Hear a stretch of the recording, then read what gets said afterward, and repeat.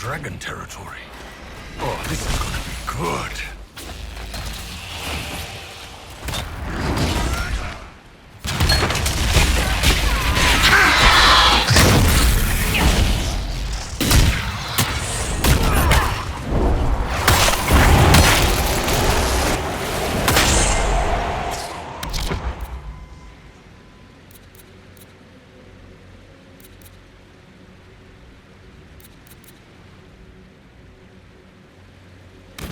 Run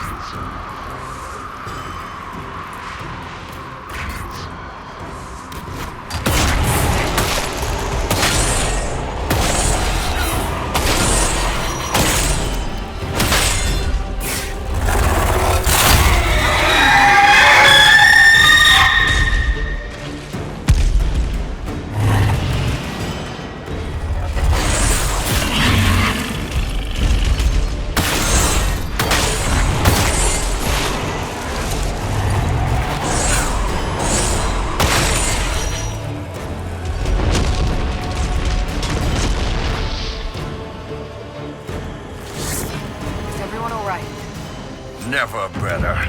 See the way everything lit up when it tried to fry us. Now that is a fight. That last burst of flame nearly roasted us.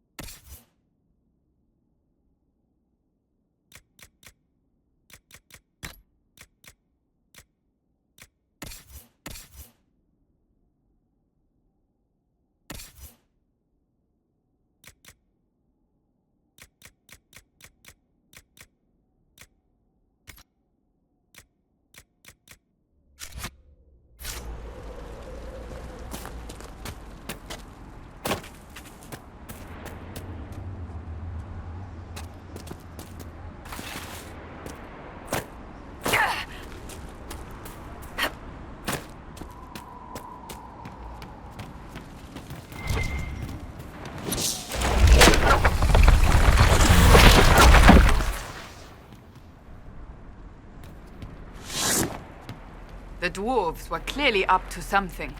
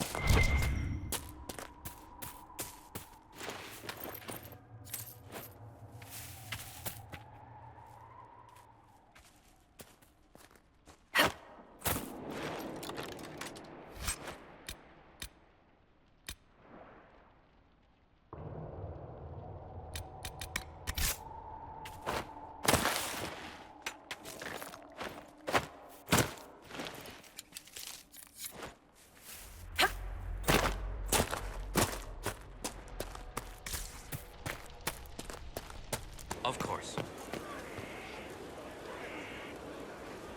Hey, What's been going on? Dorian's awfully pretty, isn't he? I have to go. Inquisitor! Come, have a drink. To killing a high dragon like warriors of legend. What exactly am I supposed to be drinking? Maras lok. What does that mean? It means drink!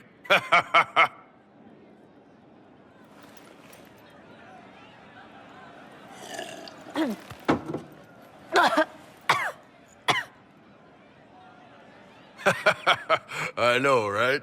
Put some chest on your chest. That little gurgle right before it spat fire. And that roar. What I wouldn't give to roar like that. The way the ground shook when it landed. The smell of the fires burning. Tarsidathan Halsam. You know, Kunari hold dragons sacred. Well, as much as we hold anything sacred. Here, your turn. That thing you just said, you shouted it during the fight, too. What does it mean? Oh, Tarsidathan Halsam. Closest translation would be, I will bring myself sexual pleasure later, while thinking about this with great respect. You shouted that while it was breathing fire at us. I know, right?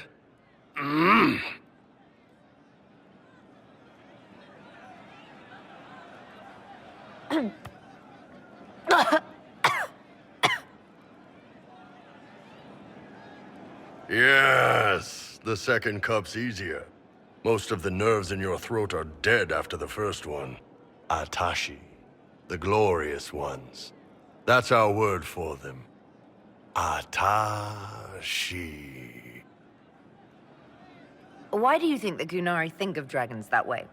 Well, you know how we have horns. We kind of look more dragony than most people. Maybe it's that. But a few of the Ben Hasrath have this crazy old theory. See, the Tamasrans control who we mate with. They breed us for jobs like you'd breed dogs or horses. What if they mixed in some dragon a long time ago? Maybe drinking the blood, maybe magic, I don't know. But something in that dragon we killed spoke to me.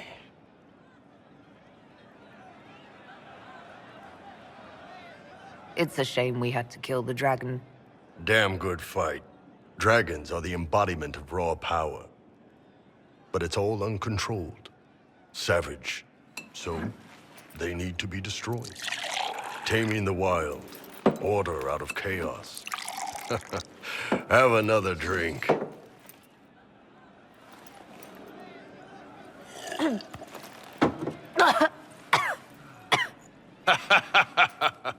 Nice. To dragons!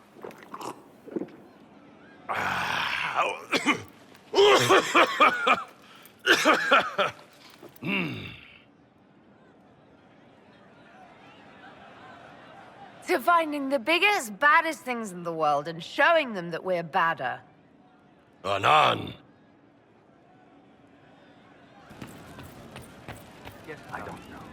It wasn't blood in the bath, fingers on the scalp, intimate, and then the moment is gone. I'll talk to you later. Yes.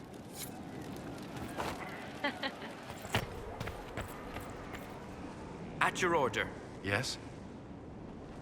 Is there anything I should know? I believe Dagna has settled in well. She's certainly very cheerful. Is that a bad thing? I'm concerned she'll cheerfully blow up Skyhold with one of her experiments. But the risk is small at present. That's all for now. Should you require anything, I'll be here.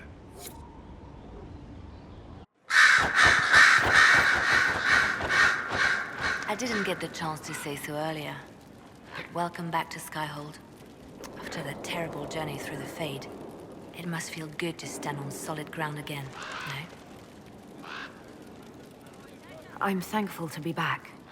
No one should enter the Fade physically. And you've done it twice now. Shall I count you fortunate or unfortunate? Anything I should know? I've nothing to report at the moment. I'll leave you to your work.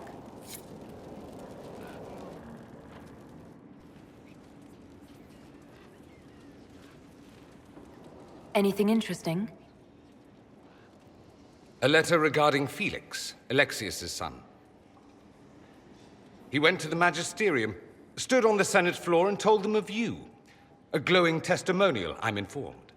No news on the reaction, but everyone back home is talking. Felix always was as good as his word. Was? He's dead. The Blight caught up with him. It's barely been any time at all. Was he so ill? Honestly, he should have died a long time ago. Alexius was using magic to keep him alive. Felix used to sneak me treats from the kitchens when I was working late in his father's study. Don't get into trouble on my behalf, I tell him. I like trouble, he'd say. Tevinter could use more mages like him. Those who put the good of others above themselves. Were the two of you... Felix and I? What an odd question. No, I had no intention of abusing Alexius's hospitality by seducing his son. Not that I've been proper my whole life, by any means. It wasn't like that. Even in illness, Felix was the best of us. With him around, you knew things could be better. You make it sound like he was a better person than you. What a mad thing to say. Few people are better than I. Very well, a better person, clearly, not nearly as handsome. Thankfully, Felix wasn't the only decent sort kicking around Thedas.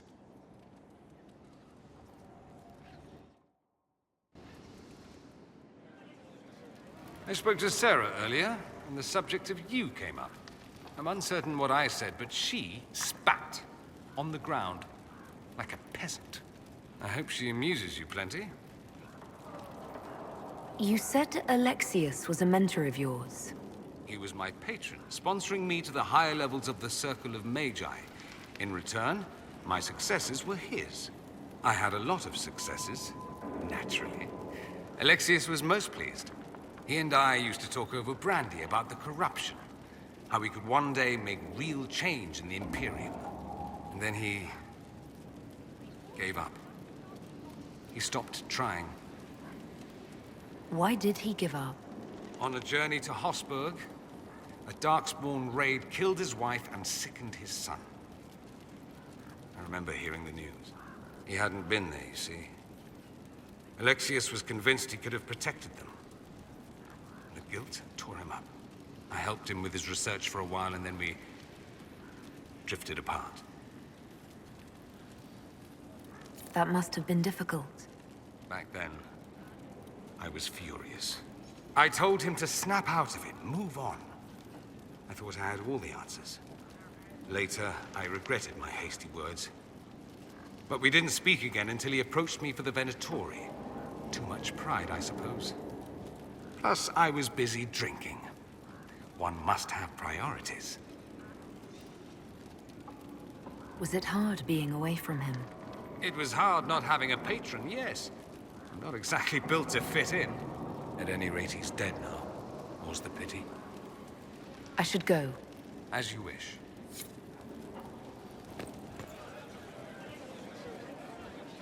There is something I would... My Lady Inquisitor, it's good of you to speak with me. I have news regarding one of your companions, the Tevinter. Nothing good, I expect. If you have reservations about his presence here, I share them. But this is another matter. I have been in contact with his family. House Pavas, out of Carenas. Are you familiar with them? Why exactly would you be contacting Dorian's family? I didn't contact them, Inquisitor. They contacted me. The family sent a letter describing the estrangement from their son. and pleading for my aid. They've asked to arrange a meeting quietly without telling him. They fear it's the only way he'll come. Since you seem to be on good terms with the young man, I'd hoped... Just what kind of meeting do they have in mind? I believe they just want to talk, to understand why Dorian felt he had to come here. Somewhat private, away from Skyhold, but not in Tevinter. You make them nervous, I think. They don't understand why he's here with the Inquisition. They want him to come home. What happens if Dorian doesn't agree? Hopefully that will be the end of it. If not, well, that's why you should be there. Why would his family contact you? Because they don't know you, Inquisitor. I am not of the Imperial Chantry, but they know what I represent. These are parents concerned about the welfare of their son. How could I not do whatever possible? I would speak to the young man myself, but he does not care for me. Thus I come to you. If any good can come of this, we must try. They don't want Dorian to know. That seems odd. They believe the young man would refuse, and the letter implies he'd have cause. Yet, they are remorseful for whatever came before. This is a chance for dialogue. There is deceit in bringing the young man to this meeting without his foreknowledge, I know. But does it not lead to a greater kindness if there is potential for reconciliation? Are you sure this isn't some kind of trap? I mean, the secrecy... That did occur to me. What if it is a plot of those mages, the Venatori? Another reason to put this in your hands, Inquisitor. I pray that isn't the case. But if it is, you are far better equipped than I to respond to such treachery. I'll see what I can do. Bless you, Inquisitor. The family will send a retainer to meet the young man at the Red Cliff Tavern, to take him onward. If he truly does not wish this reunion, he can always end the matter there. I shall pray for your success, and the young man's happiness. That's all we can hope for, is it not?